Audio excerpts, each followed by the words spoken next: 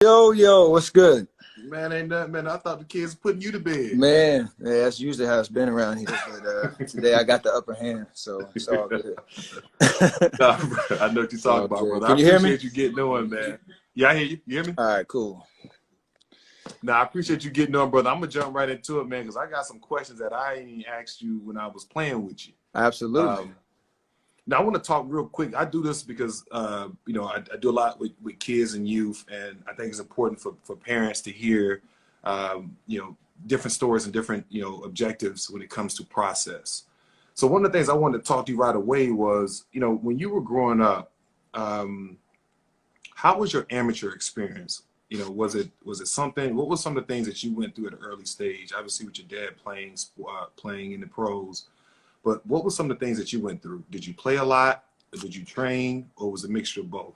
There's a mixture of both. So it kind of, it starts with I played multiple sports and loved like getting exposed, different skill sets, different roles on teams, finding like my way when I got challenged. And you play with a lot of different teammates and stuff. You start to obviously build bonds, but you start to learn a lot about who you are as a competitor and who you are as in terms of your work ethic and stuff. So like basketball specifically, played on all the like local YMCA leagues until I was about 8, and then I started playing AAU and played AU between 9 and 13. And on those teams, like I wasn't the best player, but I was on the starting lineup. Very confident in myself, but physically I just wasn't all the way there, and had a very specific role in most teams just to shoot threes. But it was a cool vibe at that point where like to your question, nothing was kind of given a guarantee. I had that grinded out mentality from the time I was a kid because of my stature, because of my size. But I was always kind of juxtaposed with who my dad was and the whole deal. Like, when people walked in the gym, they knew who I was, but I always didn't match up in my head. And it was really, really confusing at the time. Like, why are they worried about me? And, I'm just, one of the guys type of vibes. But when I got to 13 is when I had kind of a decision. The system was getting a little diluted in Charlotte, and there was a lot of politics and stuff going on. And from my standpoint, I felt like I wasn't getting as much out of like the travel kind of situation, and my skill set wasn't improving. I was playing, but I didn't feel like I was getting better. And so from 13 to 16, I played school ball, but in the summers, all I did was trained. I had a guy in Charlotte. His name was Scott. It's crazy. I'm bringing back the old memories. I remember him. He trained me like 4 times a week, and the rest of the time I go play pickup and stuff. But I never did the travel team. Was just trying to want to get stronger, get a little bit better, get my skill set right. And then when I knew around recruiting time, from 16 through the middle of my senior year of high school, that was when I could kind of get back in the circuits and get in the summer travel teams and AAU and hoop and play that way. So for me, that was the best thing for me because I thankfully had people around me that could or point me in the right direction in terms of what was important at those different stages throughout my my development.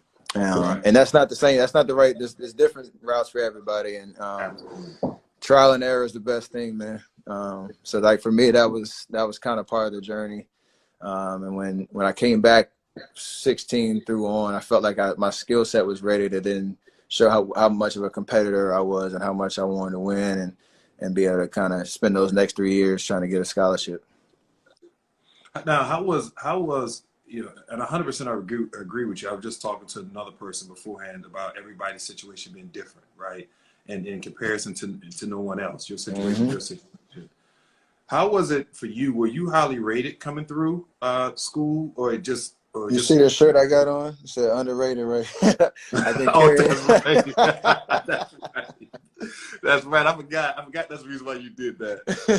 But it was more. I wanted to ask the question because, I get it why parents are so into rankings because it does bring value, but it's not all in and to a point where you got to feel like that's the only way that you can be who you are today, or anybody else that has success, having success at the highest level. Could you talk a little bit about that? Yeah, I think I mean, you hit the nail on the head. It's just I wasn't highly touted. I was a 3-star recruit coming out. I was ranked 200 and 200. I forget. I looked it up a couple years ago. I was 200 something in my state, so I wasn't even like. Sorry, my class, not my. It's the 200 in my class, but like going like that wasn't even a thing on my radar. Like when I got back on the circuit, I remember just one game after somebody coming up taking a picture. I'm like, yo, what's that for? And like, oh, for this recruiting site, we got to rank everybody and all that. And that was the first and last time I actually really realized about it. But to your point, like it's not black and white, right? It's not. It doesn't all the way matter, and it does. Like there's some kind of gray in between of like understanding that your journey and your development, it may be something that you've had that momentum since you were 12 and everybody's talking about you, and no matter what gym you come into, they know about you. Or it could be, you're a late bloomer like I was, where you're just looking for some opportunity. And for me, like the biggest message is that's easy for me to say, but if you're in it, like it obviously it matters, right? Kids want to know, they're going to look it up and they want to see, and they want to have that kind of talking point like, yo, I'm better than him because X, Y, Z. But like, the confidence that I had when I walked in the gym was like I was the #1 recruit. And I feel like I could play with anybody. It didn't matter what my number was. And you can get caught up in that thinking that's going to determine your future. But at the end of the day, I'm a firm believer, like you're going to end up where you're supposed to be if you approach the process in the right way. And when, unfortunate part about it right now, it's everything's just so exposed, and there aren't any secrets in terms of, you can always find somebody saying something great about you. You can find somebody talking trash about you. And it's going to be right there on your phone. You're going to see it. We didn't have that back. We didn't have that. Like it was all guesswork. So I feel for the kids now coming up, because that's a tough place to be when you're really trying to, find yourself and whatnot. But you work, man, you put the time in. It may not look glamorous, it may not look pretty, but you're gonna pass the eye test when people come in the gym and watch you play and know that, okay, this dude, he is the guy or girl, they love to hoop, they love to win, they it matters to them, and then that'll start to pick up steam. And next thing you know, you'll be right where you need to be.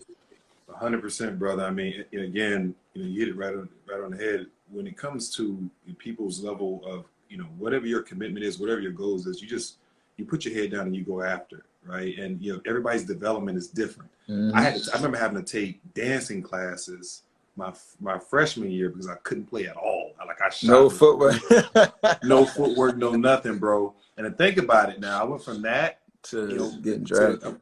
I was 6'1", going to 6'10" in the 4-month span. Didn't know how to play, to being drafted out of high school, 3 years later. Right. Again, it happens like that, but your focus has to be laser sharp. And, and that's what the parents got to just, remember when they're looking at Twitter or Instagram, somebody else getting something. Don't be persuaded because they're going through that. Just stay focused on what you're supposed to go through. Absolutely, man. How much of an influence did you always want to be pro? Or was it heavily influenced because your dad was pro? It was definitely influenced by him because I grew up going to games. I grew up in the locker room, meeting all his teammates. I was always in the gym, had a ball in my hand. So like that was always the vision, right? But it was never until I was basically in high school, it was never like, all right, I'm gonna do this, and this to make it there. I just love the game. And that sounds cheesy and corny and the whole deal, but like literally that's facts. I was blessed that I actually just love to play basketball, right? Like and I didn't really put that extra pressure on myself too soon to be like, all right, I actually got to enjoy being a kid, which was dope. So like, for me, like just being in the gym playing, like obviously I got to see the highest level every day, and that definitely helped me. But I didn't rush it, and really the best part about it was like nowadays, you got all the people doing like the YouTube videos showing their workouts and stuff, and like you get to see highlights of it. But I got to see like the work that those dudes put in on a daily at the highest level. And so like it almost makes you uncomfortable because, like, if you're thinking I'm 9, 10, 11, 12 years old and you see guys in the gym, you realize, like, they driving these nice cars, they got these big houses, they got all this stuff, but they in here actually, like, grinding every day. It was like an actual, it was a, not I actually didn't think about it. It was a great message to me that, like, even at this highest level, they're still working like they don't have nothing. And that was cool for me because it gave me a sense of appreciation for the journey because and like not taking for granted whatever level of basketball I got to play on, because I'm saying if I can make it, if they've made it to that level and they're still, you know, putting the time in and don't feel like they got it made, like, man, what am I doing? Man, I'm telling you, what people don't realize too is that it's always somebody new coming into the league. Absolutely. Right. And so the consistency, no matter what you have, the consistency of what you got to bring to the table each and every day doesn't change. Pressure, man. 60 guys come in every year. Like, there's 60 jobs wide open. You got to maintain your position. And that's not even an every year. That's an every night thing, too. Like, yeah. hey, that's why we try to tell people. I've been trying to tell parents all the time, look, man, like, you want to see what you got now, right? You want to build the core and character of your kid now, like you're teaching them how to read, write, and multiply. In sports, this is the same thing. Put them in the fire because they're going to have to figure out a way to be consistent. You can't parent your way through this process. You just can't. Like, either your kid's going to be good based off what they do or what they don't do, or they're not. It's simple. They need that support. They need the love. They need tough love at times. They need to be, because, like, no kid has it all the way figured out, and you got to be that presence for sure. But you can't predetermine or hold their hand, you know, through this whole process because, and that's why you see the guys that come on, get drafted and all that. They appreciate the parents that allowed them to figure it out on their own, but was always consistent with their presence, right? And just found a way to motivate without putting too much pressure on them.